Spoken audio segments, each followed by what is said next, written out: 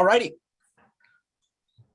Welcome, everybody. Appreciate the attendance, and those who are here, thank you for joining us. A few quick housekeeping items before we get into today's conversation.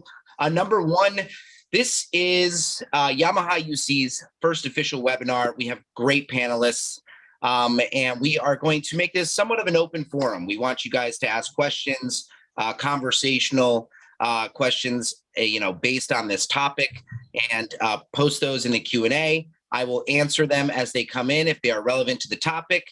And if not, we will hold those for the last 15 minutes and answer those at the end. Secondly, for all those participating in today's webinar, at the end, once this is finished, we will be raffling off and picking from all the participants a winner of the lovely Yamaha Bluetooth wireless earbuds. I actually have a pair myself that I use on a daily basis. Fantastic. That is about it. I want to get down to it because I'm very excited about this conversation. It is a hot topic right now.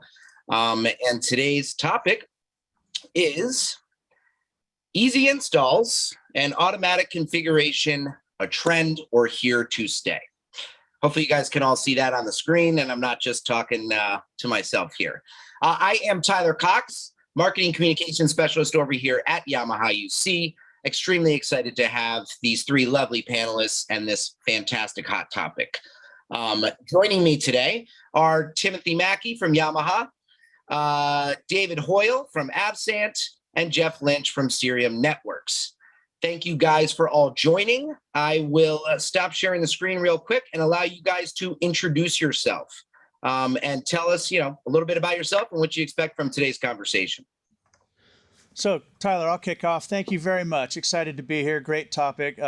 Great to be here with David and Jeff, two amazing guys I get to work with. And my role here at Yamaha, I am a field systems engineer. There are a team of us here in the U.S., and our primary role is pre-sales design support, training, any sort of technical support and analysis of rooms and that sort of thing. So we work closely with the sales team to make sure that our solutions meet the applications. Thank you, Tim. Perfect. Thanks, Tyler. Jeff Lynch. I'm a client executive here with Cerium Networks. We are a value-added reseller and systems integrator located in the Pacific Northwest. Do quite a bit of work with corporate and conference spaces for organizations, and have used the Adesia product at a large interval with a lot of our customers and had a lot of success with it. So happy to be here. Thanks. Thank you, Jeff. And I'm David Hoyle. I'm with Avsant. I'm the vice president over delivery and design services for the company. We recently started using Adesia earlier this year. We did a bunch of side-by-side tests with some other ones, and it really came to our knowledge that, hey, this is something we really need to have in our bucket for our customers. We focus a lot on education and commercial spaces, but we do a lot of universities and college campuses, and this became a product that we definitely had to have in our bucket, and we implemented a few hundred of them within the last year. Awesome. Thank you for the lovely introduction, guys. And before we get to the conversation, I want to share a couple things that we have seen across the board pretty much throughout this entire pandemic, and it started beforehand, which brought us to the topic of this conversation today. And that is easy install products and the cost of bad products or large installations. I love that we have David and Jeff here. Jeff, you just mentioned that you do, you're a reseller and also integration. And David, we've that many installs of our solution and plenty of other easy install solutions. This is going to be a good topic. So the real cost of bad products, guys, there's install problems, returns, frequent fixes, equipment rip and replace, which really equals loss of money, unhappy customers, and loss of future opportunities. Something that is not on here actually is the cost of time. That is something that we have seen as well. And these easy install solutions that, on the back end allow a lot of aspects to really transform your environment is something that's taking place, and we're excited about it over here. A second slide here, up to 20% of installs require an additional on-site tech visit once job has been completed. In my eyes, that's a big number. And up to 10% of installs require a product to be replaced due to quality or performance issues. If you're in that 10%, that is a big number as well. You spend a lot of time getting these solutions placed into your environment, and then possibility that something could go wrong. And lastly, that post-install tech visits and replacements can cost integrators up to $500,000 annually. Mr. Mackie pointed out to me, let's really, take note of the italicized numbers here. That first one is based on 77% of integrators surveyed. That second one is based on 82% of integrators surveyed. And the third one is based on 60% of integrators surveyed, with 30% surveyed said up to $1 million annually that can cost integrators. Those are massive numbers. And if you're, overhauling these types of environments, whether it be for hybrid classrooms or hybrid workspaces, these numbers add up. So we are excited to talk about the topic today about easy installs and configurations. Is it a trend or is it here to stay? And what we have heard from our side, on the Yamaha side, and the feedback that we have gained is, and from our support, 0.001% manufacturing fail rate, quality assurance testing, and history of top quality products. Our support, US-based, direct contact, same-day turnaround with 95% turnaround within an hour. Don't want to boast our company here too much, but I love reading that out loud. And 130 plus years of sound technology, automated technologies, and variable avoidance support. Those are some great features and something that comes about the Adesia solution that David and Jeff mentioned. And honestly, a lot of our solutions include the unique technologies that YUC places: automatic tuning and equalization, automatic configuration, remote management, dynamic beams and auto tracking, and adaptive echo cancellation. So I am officially done with slides. I really want to get down to the conversation at hand, and I'm going to kick it off first with just a broad question. Have you seen a shift in your own work from highly customized and complex projects to more easy and automatic installs and configuration? Really just kind of honing in on that first topic. I will open the board here to Jeff, David, and Tim.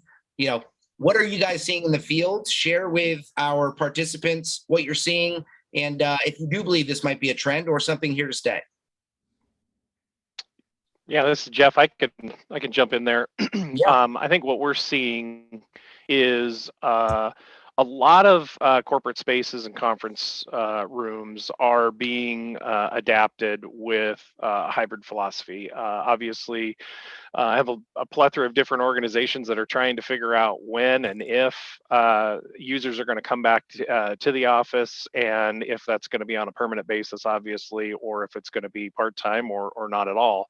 Regardless, they still need to get everybody to be able to participate in collaboration meetings, et cetera, and need to, regardless of where you are, work, or live, they want to be able to have all those participants engaged. So I think traditionally we've implemented a lot of what I would say complex rooms where we have, there might be a Crestron controller, AMX controller, you're controlling the lights, screens, you're doing a ton with the environment in the room for automation and other things. And oftentimes we run into challenges with whether it's a user issue, not knowing how to interface with it correctly.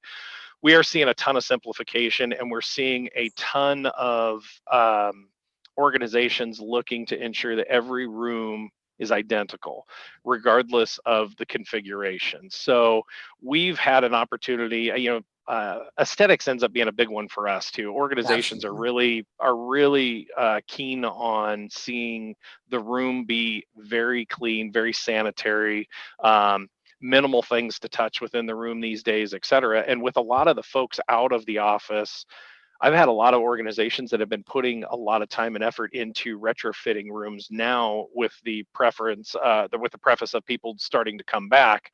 And I think utilizing the Adesia solution, because we've had a ton of wireless mic solutions and different things to try and keep the aesthetics really good. The challenge that we've ran into is there's a lot of room etiquette with folks that don't return the mics to the chargers. The next group comes in, the microphone's dead, or they're going from another room to pick up a mic and trying to get it paired with the system in the room so they have a mic that works, or trying to find a wired one to pull out of the cabinet, make it work. And it just ends up being the user's more concerned about the technology in the room versus collaborating and just engaged in the meeting or space that they need to work on, right? So the big thing that we've learned with the Adesia piece, we've done a couple of installs for our clients, integrate them to a lot of video codecs in the marketplace, whether it's Poly or Cisco or anybody else. And our customers, with simplification of the product, they're actually doing a lot of these implementations themselves now, which is really nice. The configuration of it is very easy. Getting the system to do the auto tuning and the different things, it works really, really well. And the pickup on the product is spectacular. So we've had really, really good luck. I've leveraged Tim a ton with sending him pictures of spaces, giving him dimensions, doing a lot of different things, seeing how we can shape audio in the room with the microphone system, et cetera. So overall, I would say simplification is definitely something that we're seeing here today. Yeah, absolutely. And we just had a message from Paul, who agrees, feels like it's a lasting trend. I appreciate the comment there, Paul. David, how about yourself? Yeah. I mean, so we definitely agree that, especially from an education side where we're seeing a lot of these things go in, that it's definitely a lasting trend. Prior to, the pandemic, there was a lot of universities trying to figure out how do we integrate, hybrid flex classes, as they call it, where, students that can be here, not be here.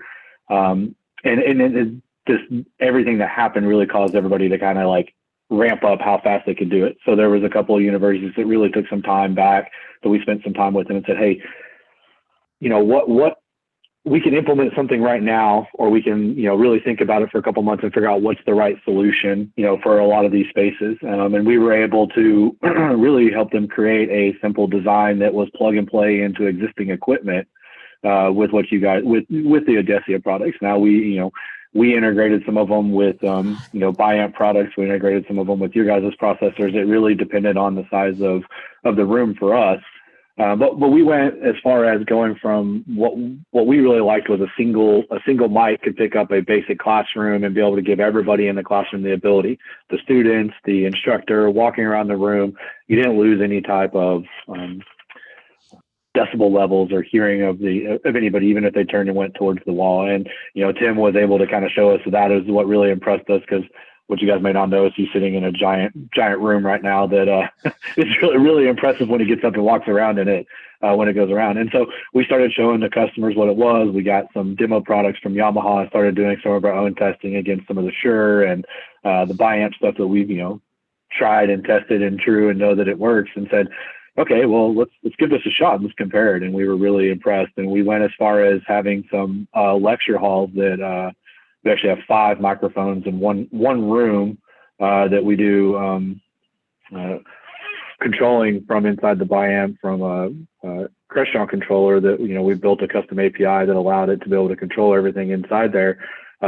And it changes. So if you only want the instructor at the front of the stage area, that's all the mics pick up. And then if you want it to actually grab all of the students in the room at the same time, it actually allows it to go through all that. So it was really nice, the flexibility, the being able to shape the audio, being able to control it. And I know we worked with some of the Yamaha engineering team on some of the API stuff. They were great to work with. The customer support level of it, of when we were getting the first proof of concept going up. And then, we had one university, we did 63 classrooms for them. And this is a testament to me of like how easy and seamless it was to install. We integrated it into 63 classrooms in 2 weeks with, a team of 4 people. Wow. And so it was a total of 76 microphones that went in. And we also did cameras at the same time that went in there. for those pieces. So some of the rooms were, we did it based on the size of the classroom, whether it, was 1, 2, or 3 microphones that went in there. But each team was knocking out 2 to 3 classrooms a day without having, any problems because of how simple it was, the programming, getting it set up, and the customer loves it. They're using it every single day in almost every one of these classrooms, and the quality, everything, so it is really the testament and something that we definitely see is staying going forward. Awesome. So I would round out a couple to finish that line of thought from both David and Jeffrey. One is, I think I've been in this business a long time, and I think what's really shifted here, and I used to talk about this a long time ago on my webinars, is Ethernet based. We talk about AV over IT and it becoming an Ethernet solution. And it also rings true about automation. I watched automation touch so many verticals, but be very, very slow to come to this one.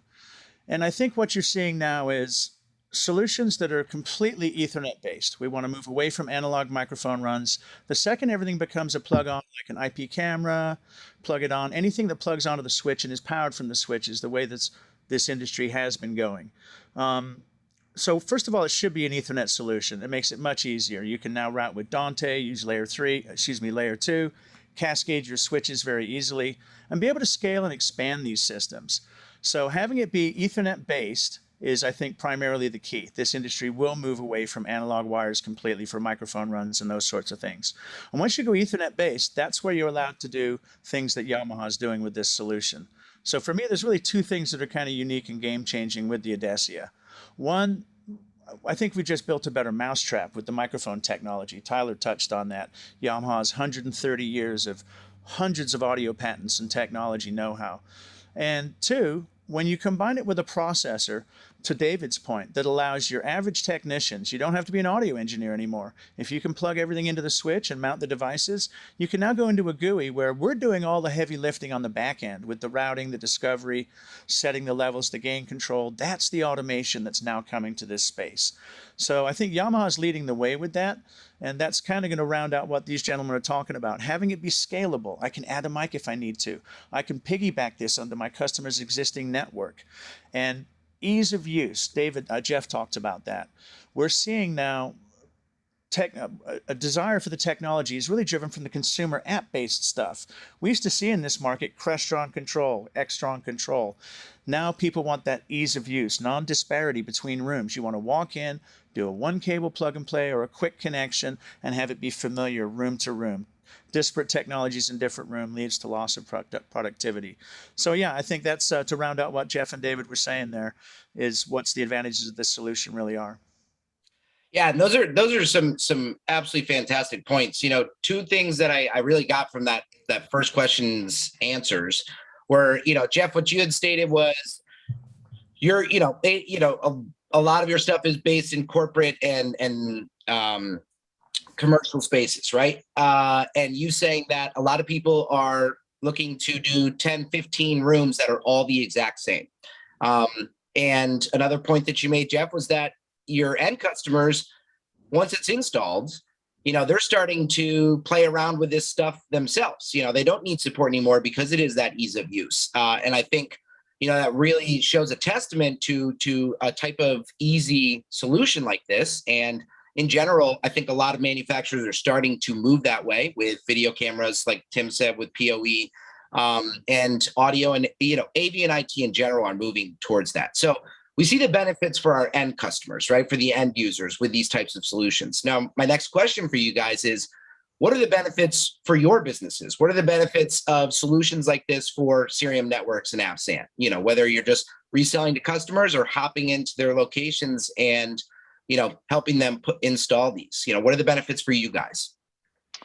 Yeah, so obviously being an Ethernet-based solution for us is pivotal. I mean, we can leverage if the organization doesn't have the equipment that they need to power it appropriately, we can supply that technology for them. But just having microphones, speakers, everything, and the processor all connect to a centralized switch, whether it's in the room or the data closet, having it run all over Ethernet. That's a very familiar technology, easy to cable for organizations. Oftentimes there is enough infrastructure already pulled in the walls and everything else that we can make a lot of this work. The microphones are probably the only ones that we ever have to really cable because of just something not up in the ceiling. But I think that has been pivotal. I would also say we get a lot of velocity with the solution because, at the end of the day, it's 4 connections for us. If we're doing a single mic in a room, it's 4 connections to the network. We get connectivity up to the video codec. Then we get the audio running in the room, and as soon as you hit the auto tune, guy can go to the next room and start working on the next room that quickly. So we get a lot of velocity out of the solution. And I would also say we've also not experienced any failures. Everything that we've received has been fully functional. No RMAs, no nothing with the solution. And I can't say that for other technologies that we've used in the past. Well, I appreciate that. Yamaha's failure rate is, I think, 0.001 or 0.0. Yeah, it is ridiculous. That's one of the reasons when I was in my 20s, and I'm so privileged to work at Yamaha, that I raced Yamaha motorcycles exclusively. We just make good stuff. So, David. Indeed. And I was gonna say I could testify to that. Too. So I'm not. I know I think a little over 300 microphones right now in the last 6 or 7 months. So and we've had 0 failure rates. Every one of them has come up. And we have actually had other failure rates with some of the other products that have gone in some of those rooms at the same time. Obviously not high, but when you're touching that many rooms over a period of time, eventually something's going to give somewhere. It has not been any of the Yamaha product for us. So for us, we really focus on as a solutions expert whenever a customer calls us. And so what we want to try to be able to do is know the in and outs of, all the different products, especially what we're trying to recommend. And so our customers really look at us to say, hey, I know you're going to sell me something, you're going to make money off of it, but what is really the right solution for my area? And so, by having Yamaha, with us and being able to work with that, we've really been able to make sure that we can offer our customers what is the right solution? Where you went off on the wireless microphones earlier, and Jeff and stuff like that. Our customers they didn't really like them. There's still areas where we have the wireless microphones, like in the lecture halls, we have them integrated with the Adesia products at the same time. So, if an instructor wants to have a wireless mic, but in conference rooms and these small classrooms, like having the wireless stuff and having something that was complex, really hurt the industry. And as it's coming along now and management of it. So if there's any questions or we need to help with a little bit of tuning or things like that, all of our customers we have, that we've put the stuff in, everything's on their network.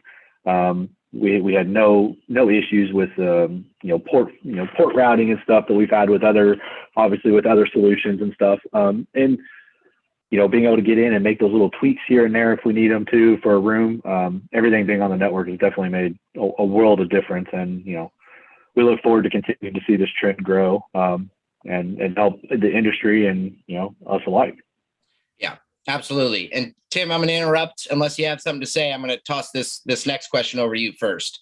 And, to your guys' points, I think I agree with you. I think we're all on this kind of same page, and Phil who popped in the chat there.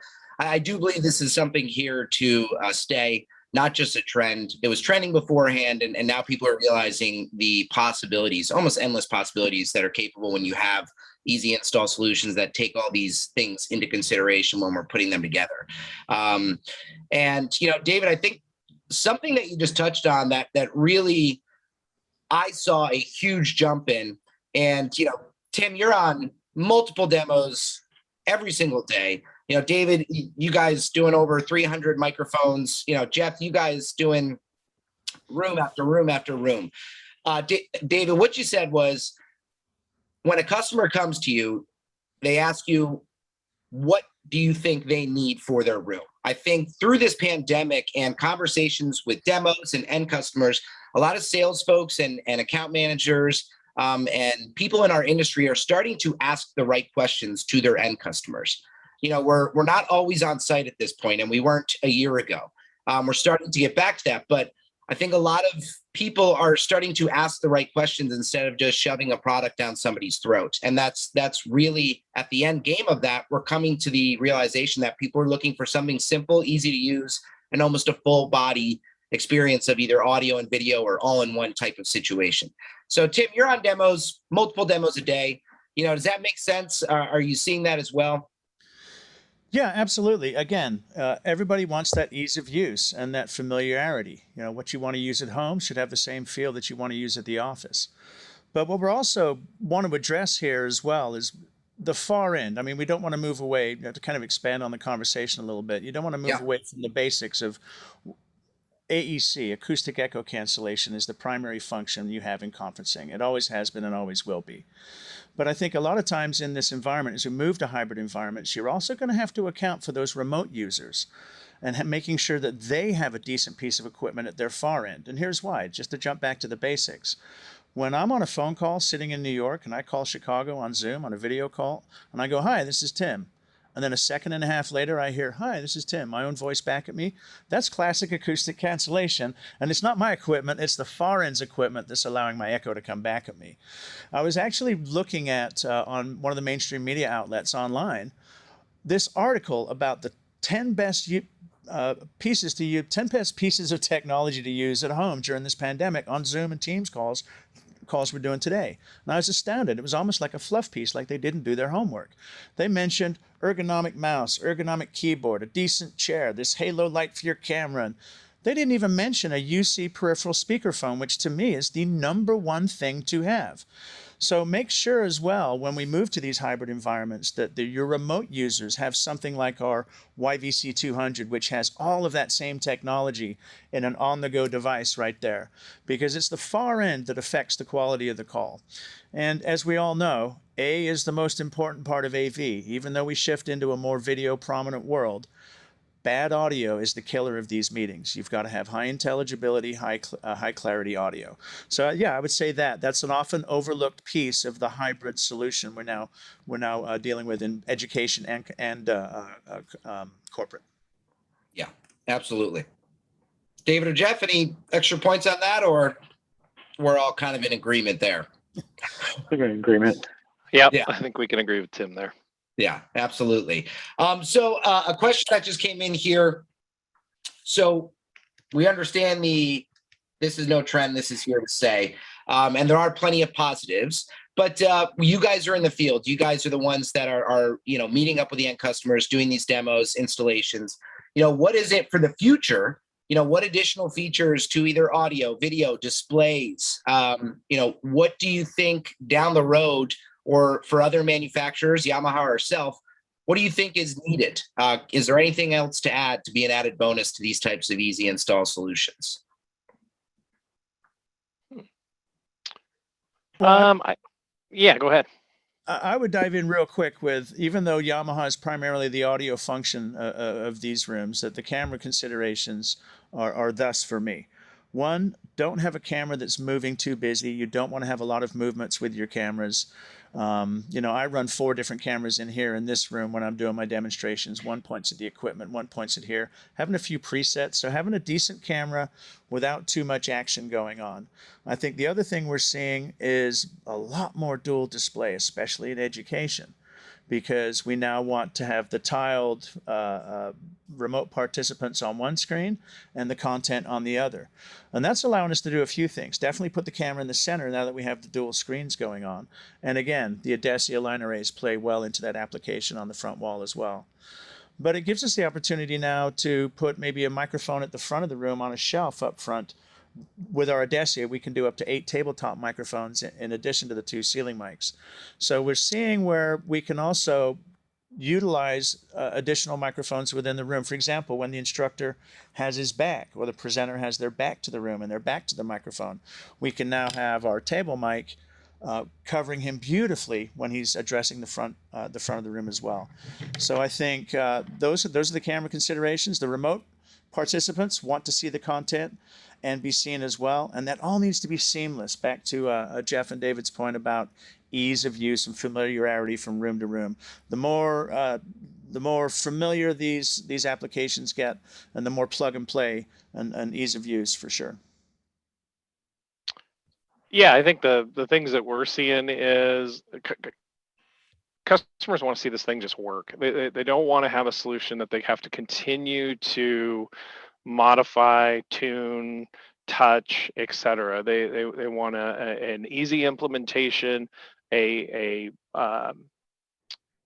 tuning process that it goes through.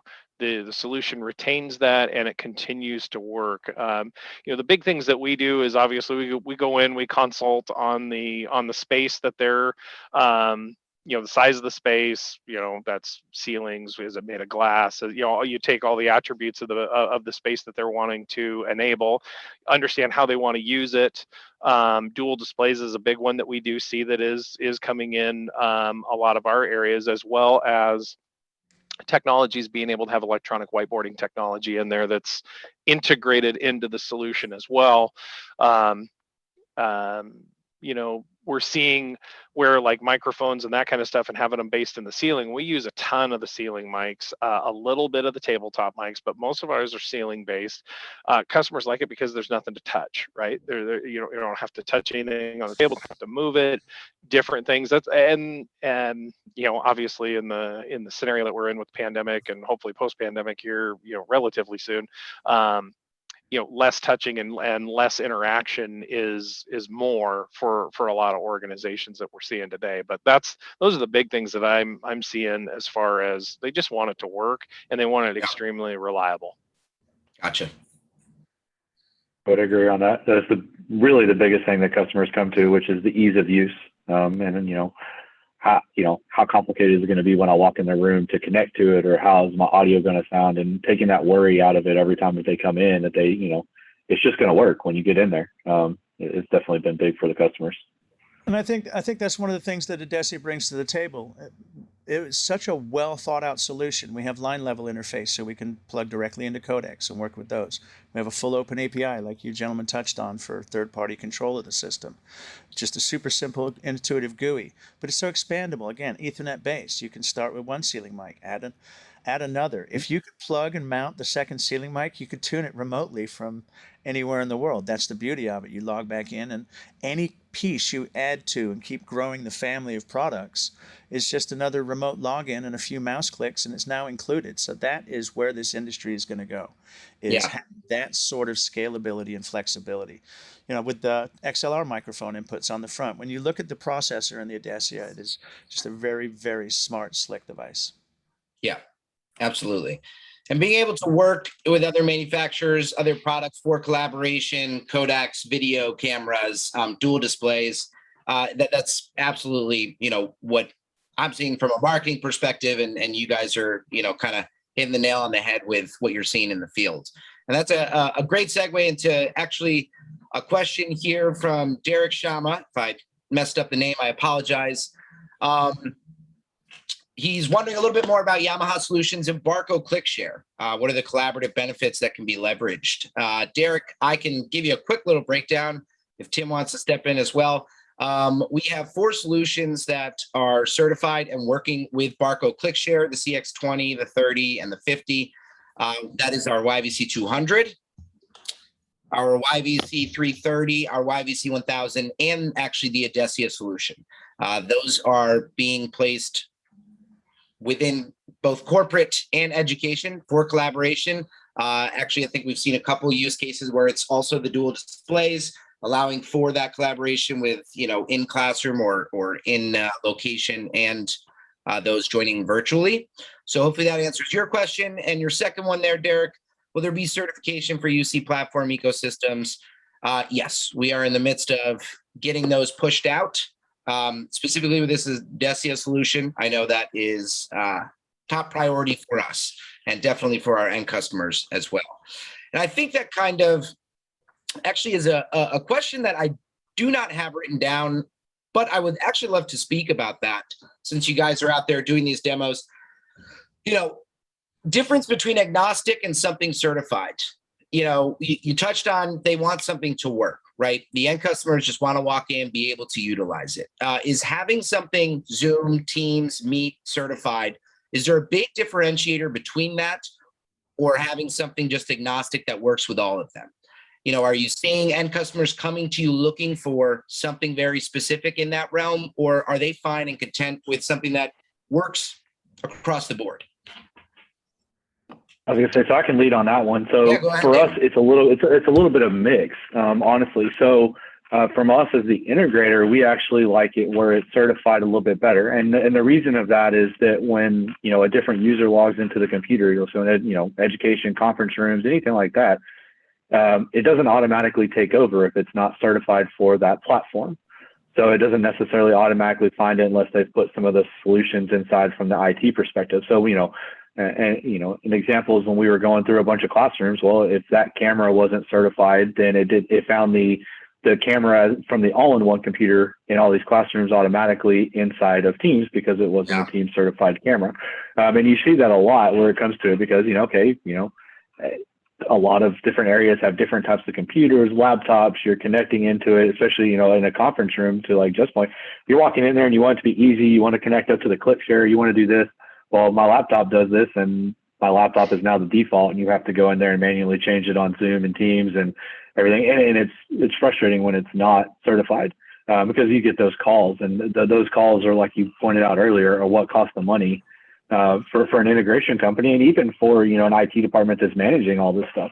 The more calls that you're getting on these, because the end user there can't utilize it or has questions, the more staff you have to have ready to be able to take those calls for questions that are very simple. So having it certified is really nice because it's automatic. The customer doesn't have to do anything besides open up Zoom or Teams, and it's just there already.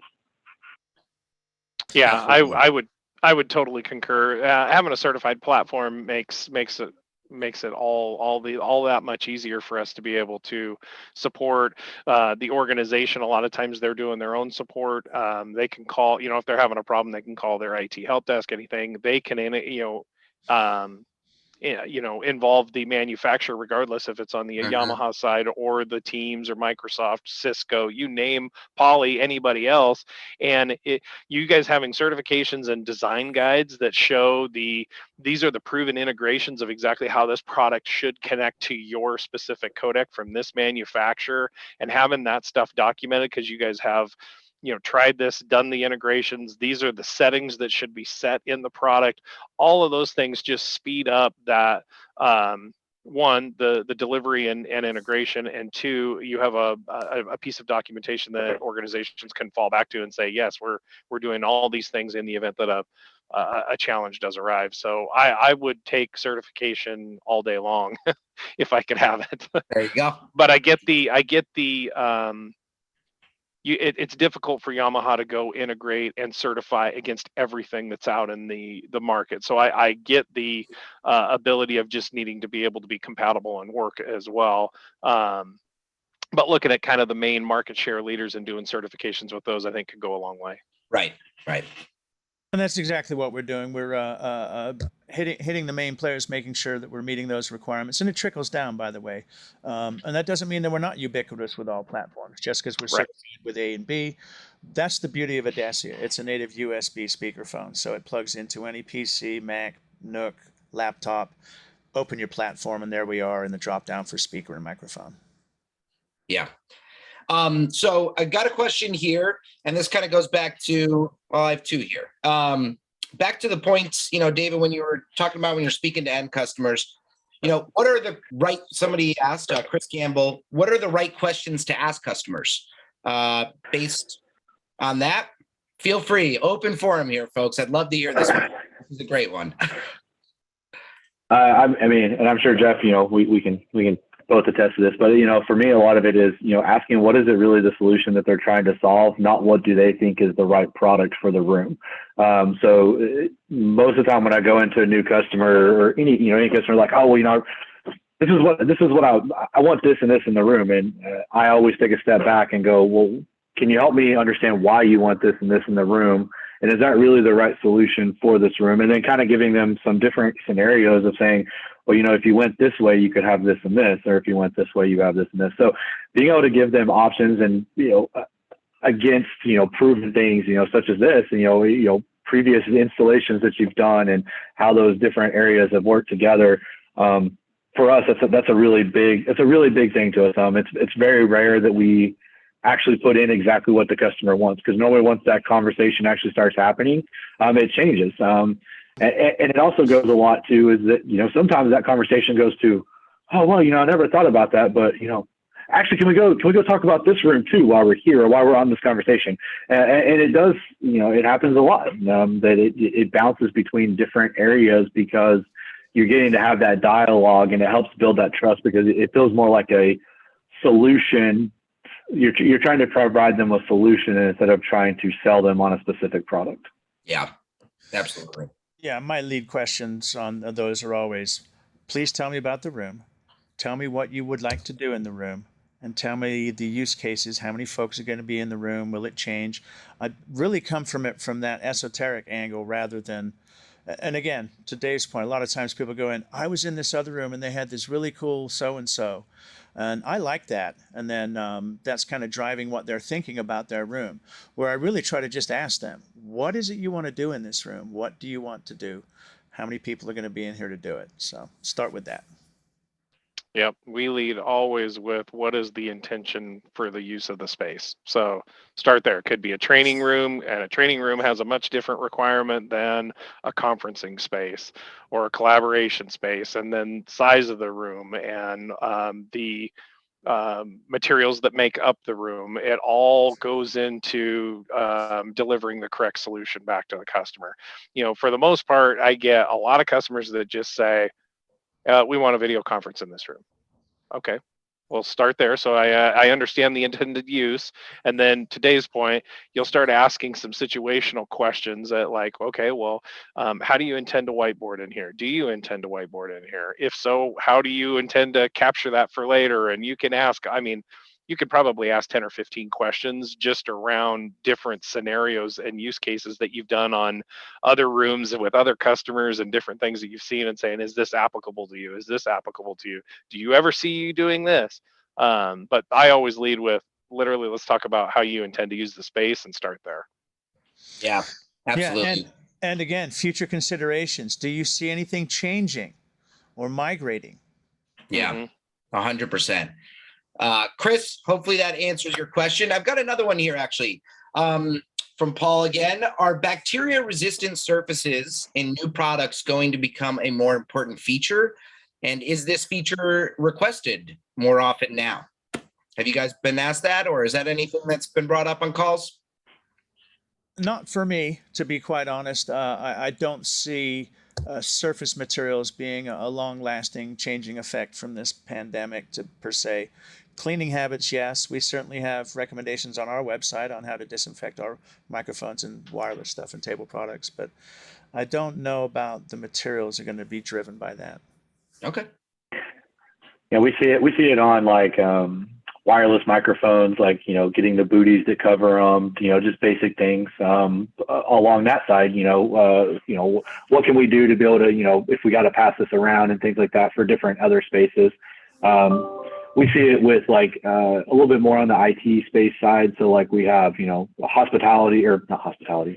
hospital medical areas always had like disinfecting like laptop carts and charging bays and things like that. So you see a little bit more of that going into some of the areas like in the schools and things like that, where they've got labs and different stuff. But from our perspective, the biggest thing has really been the use of like a control system in the room. So, like Bluetooth beaconing has, become a, more popular thing. You walk in and you scan a QR code instead of, hitting a button when you walk in the room, or, most of our conference rooms nowadays, we don't even put a touch panel or a control system. There's a control system, but it's all automated. So you walk in and you can either do something integration with, Alexa, or you can, where you can talk and change basic things on the room, or it walks in, it's got a default input that it goes to, and you keep it super simple.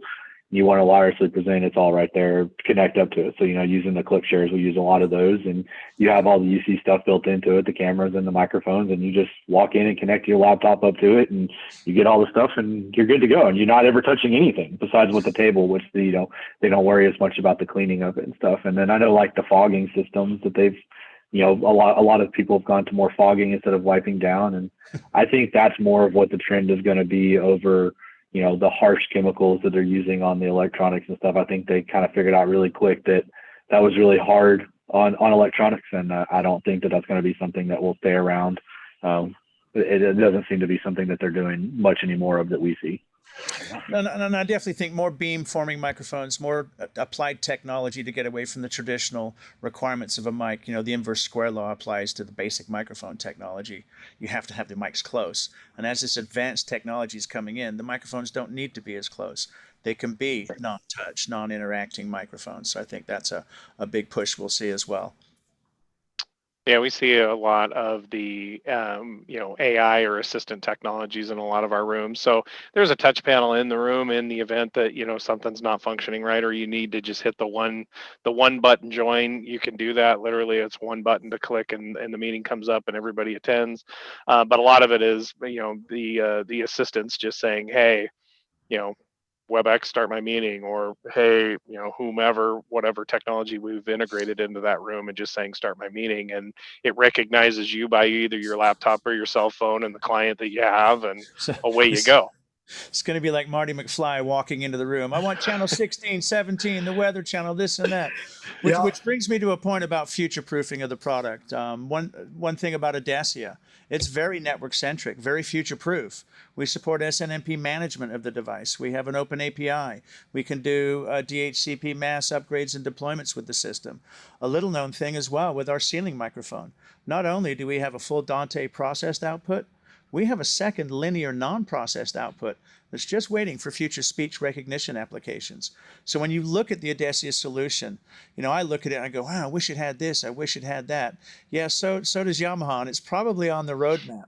This is going to be a family of products that just continues to expand because of that Ethernet flexibility. Just plug it onto the network, open up the GUI, and that device is now in the solution. Yeah, and we're moving towards that AV and IT convergence.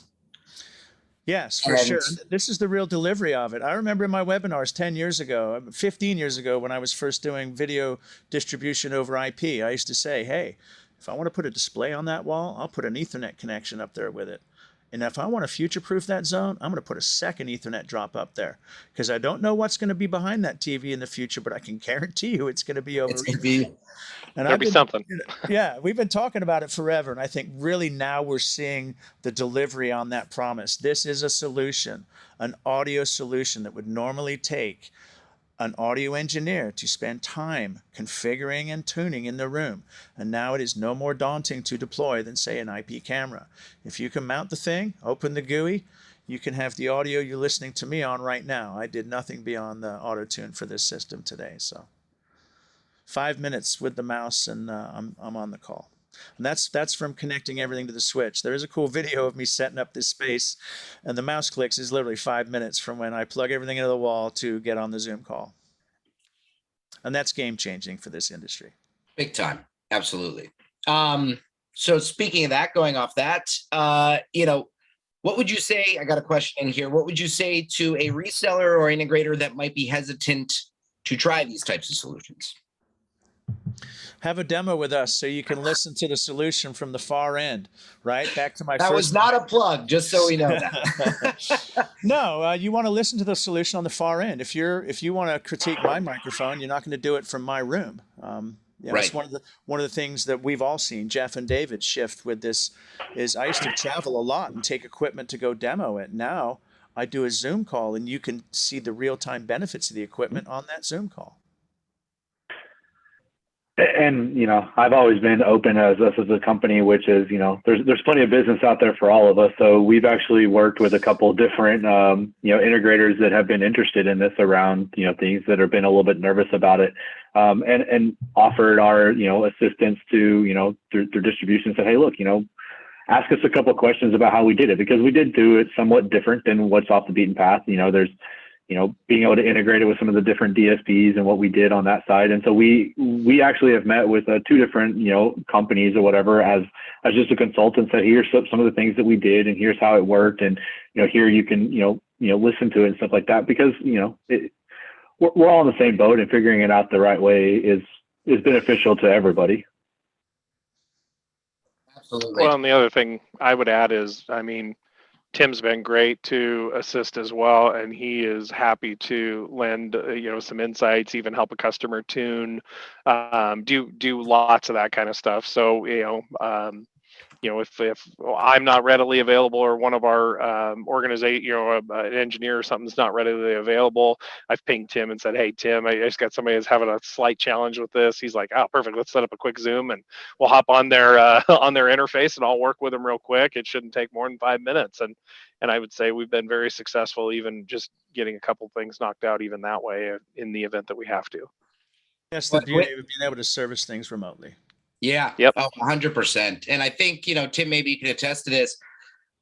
The cool aspect about these easy to use solutions, once they're installed and those types of situations come up, right, where you end up on the end customer, you start learning more about certain situations, and you gain feedback from that, and you learn, where can this be used in the future? Like you said, Tim, future proofing. Yamaha's always looking for that feedback. I know that resellers and integrators are as well. So when you're hopping on those 5-minute quick calls with end customers, you're learning as well. You're seeing different types of spaces. You are absolutely, gaining more knowledge and questions and ideas for future situations. So I think that's a great thing that kind of just popped in my head here. When that easy install is taken care of, there's more time to figure out and play around. And it goes back to that first point that Jeff spoke about. The end customers are ending up playing around themselves with this stuff. They're not calling support. And because of that ease of use, we're seeing a lot more use cases and scenarios where these easy installs, configurations are benefiting both the end customers and integrators and resellers. Absolutely. It's a win on all fronts. I've been with a number of manufacturers in my time in this space, and this has been just one of the most amazing product rollouts for me when we released this product last January. The number one worst problem I had was somebody bumped the dip switch on the speaker. And I can't tell you how nice that is. Back to that Yamaha quality. We're gone are the days of a product coming out in 5 firmware patches and a patch to fix a patch, and working your way through as an integrator all of the hiccups and discoveries of that product line. There is just none of that. And that's the way it should be. Again, that level of sophistication and automation, which Yamaha is unique to bring. I got the pleasure of going to the headquarters in 2019 to our headquarters, and I was just blown away at what I saw of this company and what its depth of resources are to bring this kind of stuff. We were one of the largest initial investors in Dante, in Audinate. We're network centric on everything. We're the Cisco of routing and switching in Japan. They dominate that sector. Underneath one roof are the DSP engineers, the speaker engineers, the live sound mixing board engineers, the YUC audio engineers, and all of this technology is brought to bear on Odessi, and I think that's what's really unique about it for me is it's finally delivering on what we were talking about for 10 years of AV being just another IT solution. Yeah. So we're going to see more of it in this space. You're going to see more of it. Nobody wants to be playing with wire strippers and crimpers anymore in this space. I don't want to see another Phoenix connector. I'll be happy with that for the rest of my days. So we got all the pros, right? The pros of these types of solutions and what the future might look like. For all three of you, actually, one last final question here is, so again, we have the positives. What are the trials and setbacks and tribulations that you're seeing in the field now? As great as some of these solutions might be, when you're on site or you're speaking to end customers, what are those setbacks that you guys are seeing that, for future can be taken care of? Go ahead, Jeff. Yeah, go ahead. No, go ahead. No, go ahead, please. Oh, yeah, I think the biggest thing that we've seen is, I've got customers that install this stuff themselves, right? We do the first couple of rooms, they see how to do it, they understand, okay, it's Ethernet, not that difficult, and you start helping them with the tuning process and maybe even a little bit of shape in the microphone. The biggest things that we've ran into is, and these are super easy things to correct for a customer. I had one that forgot to get audio to come out of the speaker to actually utilize the auto tune feature, right? It won't auto tune if it can't hear anything, right? So that was what, and it was it was super easy to fix. They're like, oh yeah, I totally get it. So we got that done. The other challenge that I've had the most challenge with is literally just in shipping and different things. The vendor does not capture the serial number before it goes out. They deliver it, right? So distribution arm sends it out, doesn't capture that to be able to register the maintenance ahead of time to ensure that the customer has the support in case they do have to call Yamaha. Oh, So wow. I mean, that's just it's not hard stuff. And then I have to engage with the customer. I have to get them to give me the serial number off of it because a lot of these are going directly to the customer now. So that, I mean, that's literally the biggest things that I've had to deal with. And they're not hard things. They're more ankle biters and just, easy stuff to deal with. I haven't had anything that's been over the top or super difficult or an RMA or anything like that associated with the solution. And of course, when it's the serial number, the box has been thrown away, and we will now need a flashlight to go behind the rack. 100%. Yes. That's the way it always works. How about yourself, David? Any setbacks or things that you're seeing out there? With everything else, yes. I was gonna say no. So I mean, for us right now, I mean, really in any, and probably Jeff can attest to this too, in any AV or anything. Almost anything in the world right now, it's delays in anything for us. But I think for I'm not necessarily sure I'd call it a setback. We do sometimes, obviously, cost pertains into when we start looking at smaller rooms, as these are like conference rooms. We have issues sometimes where it's a 6-seat or a 7-seat conference table, and they're like, oh, do I really need to spend that much on a microphone? And sometimes even if they've got them everywhere, it's actually probably one of the hardest things that I have to push sometimes is just getting them to say that, hey, well, we've put these sound bars or whatever this is over here. Why do I need to justify something that's 4 or 5 times the cost for this room? And you really have, they explain to them the difference in the audio quality from a sound bar, and when you hear it from one person to the comparison when you've got 4 or 5 people in the room and what it does on the pickup levels and stuff like that. That really for us sometimes the biggest challenge is making sure that they really understand, because sometimes they're a little shell shocked when they see the cost. And it's not that you guys are any more expensive than anybody else, but it's just a cost period when you really start talking about good audio quality from any manufacturer. You're going to spend money. Yeah, absolutely. Well, I would definitely confirm lead times from Yamaha have been really good considering everything else that we deal with this industry. So I would absolutely agree with Dave on that. Yamaha's been great as far as having availability of product, having reasonable lead times, etc. I mean, we were talking, and it's not uncommon right now to have 100, 140, 180 days on certain products that we're dealing with right now. And it's hard to got customers that are asking for interim solutions. Do you have any demo gear to get us up and running? And we're jumping through a lot more hoops that we've had to historically, just based on even lead time stuff, which adds additional cost to our organization when we're dealing with trying to support these organizations the best way we can. So Yamaha's been great with that as far as I'm concerned. I appreciate that. So we are at the top of the hour. So I don't want to hold anybody else up. Thank you for everybody joining. Tim, David, Jeff, it was an absolute pleasure. I just want to also make, I think, 3 points here real quick.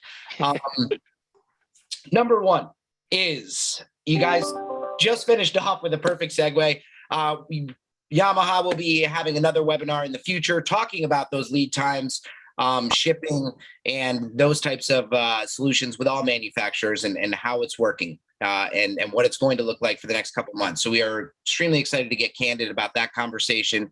No holding back with that one. Thank you, Chris. We appreciate the feedback. Secondly, we have just released a new interactive survey that is actually something fantastic for all folks to figure out what type of work they love. Are they a hybrid hero? Are they a stay at home, or are they a social butterfly? Check out our Yamaha YUC to figure out which one you are. And then lastly, again, a big thank you to our resellers that we are working with closely, specifically, Cerium Networks and Avsant. The numbers you guys are placing out there is fantastic, and I appreciate you guys joining. We've answered all questions. Thank you for everyone for joining, and I will reach out to the winner regarding these earbuds. Can't wait to have you all next month on our next one. Many thanks to all of you. Appreciate it, guys. David. Thanks, Thank Tyler, you, Thank you for for having having us. us. Yep. Take care, guys. Thank you, Tyler. All right. Thank you.